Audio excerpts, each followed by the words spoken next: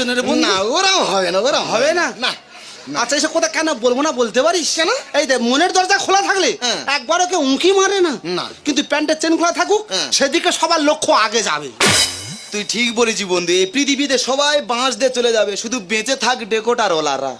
ওরা বাঁশ দিয়ে আবার গুজি গাছি নিয়ে ঘরে চলে যাবে।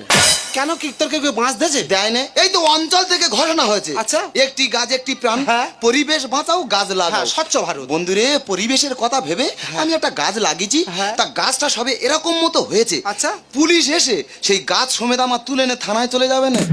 কেন কেন কেন? ওই তো থানায় গিয়ে জানতে পারলুম মোটা গাঁজা গাছ ছিল। শালা তোর ভাগ্য ভালো, তোর 12 বছরের জেল দেয়নি। ওই তো পুলিশের হাতে পায়ে ধরে কোরকম চলে এসেছি, সেখান থেকে গাঁজা খা ছেড়ে দিয়েছি, এখন মদ খাচ্ছি।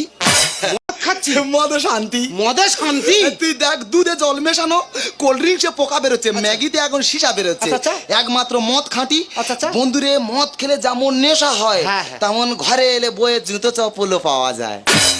সত্যি দাদা, আমাদের ভারতবর্ষ হচ্ছে আজব দেশ।